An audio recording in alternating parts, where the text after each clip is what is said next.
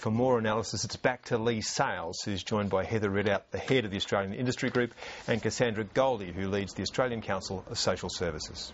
Thanks, Chris. Heather Ridout, let's start with you. What's your overall assessment? Look, we think it's pretty solid on fundamentals. The investment in skills is exactly what our group was advocating, and we're very pleased to see it there. It's a reform. It's not just a new pot of money. It's a substantial structural reform to the system.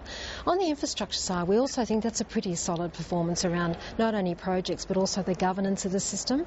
More money for Infrastructure Australia, support for private investment into infrastructure, sensible things.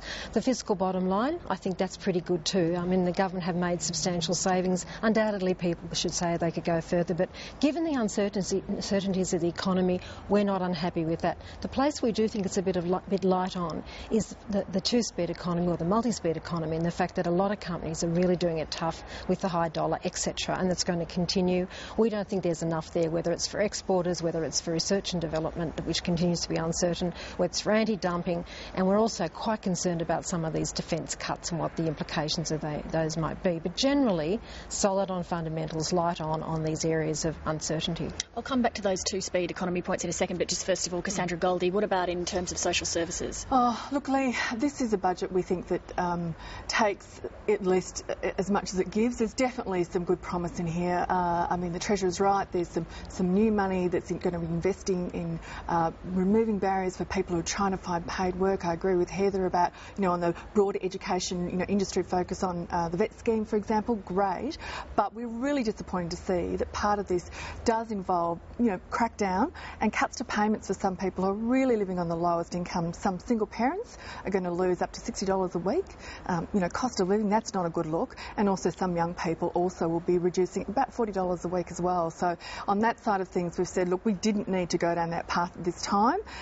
We should have stayed with the investment side, and it's a good start on that front. So overall on balance then, Heather Ridout seems generally pretty happy with it. How do you feel on balance? Oh, look, I think the mix was we didn't get it right when it came to people on social security, on the lowest incomes. On mental health package, fantastic. I think you're going to see broad support for that. That's well and truly overdue. There was some good stuff in there for the not-for-profit sector itself, and finding independent regulators going to get established. That's great. And when it comes to waste, we were fully behind the Treasurer on that. We were great to see that there were some measures there to, tackle the health benefit rebate, the healthcare rebate. That's great if we could get that going. But overall, when it comes to people on the really low incomes, we just felt those crackdowns were unnecessary, and we're disappointed on that front. Heather Ridout, back on the business side of things, you mentioned the two-speed economy. What more would you have liked to see happen for those sectors where the high dollar is impacting? Well, we'd have liked to see support for exporters. The Export Market Development Grant Scheme continues to be underfunded and basically ignored. The business capability area is really pretty light on a bit of money in, a bit of money out, and that's really important in driving new product and service arrangements in that sector. So that's pretty light on. Innovation generally is light on. The anti-dumping stuff is really not being addressed, and just generally there hasn't been enough recognition, we believe, in dollar terms. There's plenty of acknowledgement in the documents about the multi-speed economy and the risk that the high dollar at high levels for a protracted period of time poses to our economic development in the future. So which are the industries that are suffering most then? Tourism, I presume? Manufacturing is a huge one, tourism, anything that's trade exposed, export oriented and import competing and doesn't enjoy the high prices of the resources sector. So anything in that sector, areas are very exposed to this, and these risks will continue. Cassandra Goldie, you spoke about the mental health funding. Where would you like to see that spent and targeted? Look, I think the direction that the government has set on that package is really positive, and I've discussed with colleagues who work, specialists and members in that area. They're generally very, very pleased with that.